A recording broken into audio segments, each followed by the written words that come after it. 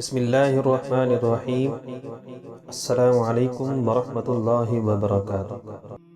حضرت ابو ہریرہ رضی اللہ تعالیٰ عنہ سے روایت ہے کہ رسول اللہ صلی اللہ علیہ وسلم نے فرمایا، سفید بال نہ اکھیڑو کیونکہ وہ قیامت کے دن نور ہوگا، اور جس شخص کے بال اسلام میں سفید ہو گئے اس کے لیے اس کے عوض ایک نیکی لکھی جائے گی، ایک گناہ مٹایا جائے گا اور ایک درجہ بلند ہوگا۔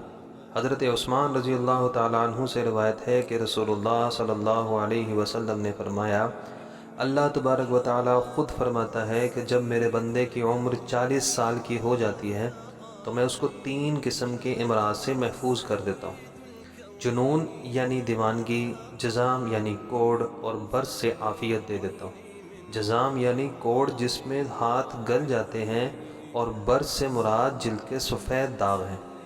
مطلب یہ ہے کہ 40 سال کے بعد ان امراض کا وقوع بہت کم ہوتا ہے، اور جب میرے بندے کی عمر 50 برس کی ہو جاتی ہے تو اس سے حساب یسیر یعنی آسان حساب کروں گا۔ مطلب یہ ہے کہ 50 سال والے سے قیامت میں آسان اور سہل حساب ہوگا۔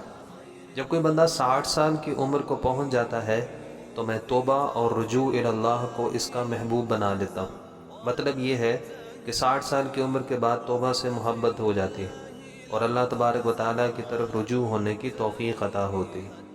جب کسی کی عمر 70 سال کی ہو جاتی ہے تو فرشتے اس سے محبت کرتے ہیں، اور جب کوئی 80 برس کا ہو جاتا ہے تو اس کی نیکیاں لکھی جاتی ہیں اور گناہ نظر انداز کیے جاتے ہیں، اور جب کوئی 90 سال کا ہو جاتا ہے تو فرشتے کہتے ہیں اللہ کا قیدی ہے، اللہ کی زمین میں اس کے پہلے اور پچھلے گناہ بخش دیے جاتے ہیں، کیونکہ مطلب یہ ہے کہ اللہ تبارک و تعالیٰ نے اس کی روح کو جسم کے قید خانے میں قید کر رکھا ہے۔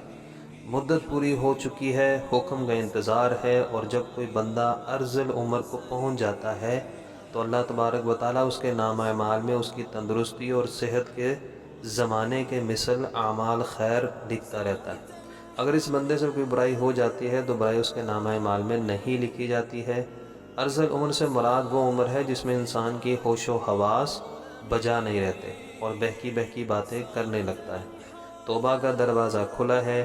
یحییٰ بن سعید سے روایت ہے کہ انہوں نے حضرت سعید بن مسیب کو یہ فرماتے ہوئے سنا کہ حضرت ابراہیم علیہ السلام جو اللہ کے دوست تھے سب سے پہلے انسان ہیں جنہوں نے اپنی مونچھیں کتری، اور وہ سب سے پہلے انسان ہیں جنہوں نے بڑھاپا یعنی سفید بال دیکھا۔ چنانچہ انہوں نے جب یہ سب سے پہلے اپنے بالوں میں سفیدی کو دیکھا تو عرض کیا کہ میرے پروردگار یہ کیا ہے؟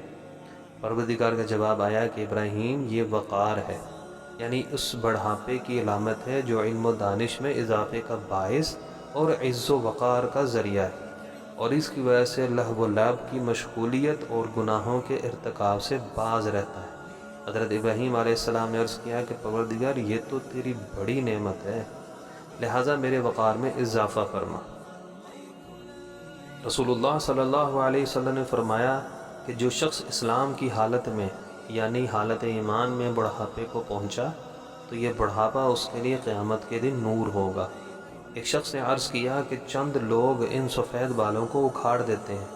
آپ صلی اللہ علیہ وسلم نے فرمایا کہ جس کا دل چاہتا ہے اپنے نور کو اکھاڑ دے۔ حضرت جابر رضی اللہ تعالیٰ عنہ فرماتے ہیں کہ نبی کریم صلی اللہ علیہ وسلم نے ارشاد فرمایا کہ میرے دوست جبرائیل علیہ السلام ابھی میرے پاس سے گئے ہیں، وہ کہتے ہیں کہ قسم ہے اس ذات کی جس نے آپ کو حق کے ساتھ بھیجا ہے، اللہ تبارک و تعالیٰ کے بندوں میں سے ایک بندے نے 500 سال تک ایک پہاڑ کی چوٹی پر عبادت کی۔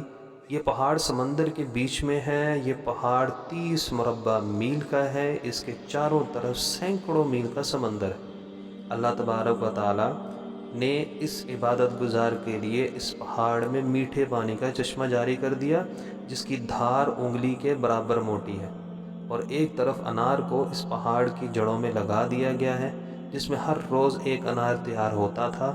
وہ اب اس پہاڑ سے اتر کر وضو کرتا اور اس انار کو کھا کر پھر خدا کی عبادت میں مشغول ہو جاتا۔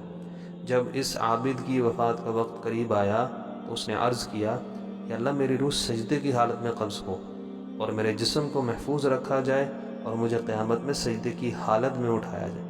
اللہ تبارک و تعالیٰ نے اس کے ساتھ ایسا ہی کیا، چنانچہ ہم آسمان سے اترتے چڑھتے اس کو اسی حالت میں دیکھتے۔ قیامت کے دن اللہ تبارک و تعالیٰ کے سامنے یہ بندہ جب حاضر کیا جائے گا تو حق تعالیٰ شان و ارشاد فرمائیں گے، میرے بندے میری رحمت سے جنت میں داخل ہو جا۔ یہ عرض کرے گا، الہی میرے عمل کی وجہ سے ہی جنت کیوں نہیں؟ 2 دفعہ ایسا ہی ہوگا۔ اللہ تبارک و تعالیٰ فرمائے گا، میری رحمت سے جنت میں داخل ہو جا، اور یہ عمل کا نام لے گا۔ اس وقت اللہ تبارک و تعالیٰ فرمائے گا، جو نعمتیں میں نے اس کو دی ہیں اور جو عمل اس نے کیا ہے اس کا حساب ہوگا، تو صرف آنکھ کی نعمت ہی کے بدلے میں 500 سال کی عبادت ختم ہو جائے گی، اور باقی جسم پر جو احسانات ہیں وہ فاضل اور زائد ہوں گے۔ ارشاد خدا بندی ہوگا کہ میرے اس بندے کو آگ میں داخل کرو۔ بس وہ دوزخ کی طرف اس کو کھینچا جائے گا، یہ کہے گا، اے رب مجھے اپنی رحمت سے ہی جنت میں داخل کر دیجئے۔ ارشاد ہوگا، اس کو لوٹا لاؤ۔ چنانچہ یہ حاضر کیا جائے گا۔ اللہ تبارک و تعالیٰ فرمائے گا، میرے بندے تجھے کس نے پیدا کیا؟ یہ عرض کرے گا، آپ نے پیدا کیا۔ پھر ارشاد ہوگا، 500 سال تک عبادت کرنے کی طاقت کس نے دی؟ یہ کہے گا، یا رب آپ نے۔ اللہ تبارک و تعالیٰ فرمائے گا کہ پانی کی موجوں کے درمیان پہاڑ پر تجھ کو کس نے پہنچایا؟ اور کھارے پانی میں میٹھے پانی کا چشمہ تیرے لیے کس نے نکالا؟ اور انار کا درخت جو 1 سال میں 1 دفعہ پھل لاتا ہے، رات دن میں اس کو 1 پھل دینے والا کس نے بنایا؟ اور تو نے جب عرض کی کہ میری جان سجدے کی حالت میں نکلے تو میں نے یہ بات بھی تیری پوری کر دی۔ یہ عرض کرے گا، اے رب تو نے ہی سب کیا۔ ارشاد خدا بندی ہوگا، یہ میری رحمت ہے اور اب میں اپنی رحمت سے تمہیں جنت میں داخل کرتا ہوں۔ حضرت جبرائیل علیہ السلام نے مجھ سے کہا ہے، محمد صلی اللہ علیہ وسلم تمام اشیاء اللہ کی رحمت ہے۔ اللہ تعالیٰ سے دعا ہے کہ اللہ تعالیٰ ہمیں اپنی رحمت سے جنت میں داخل فرمائے۔ آمین ثم آمین۔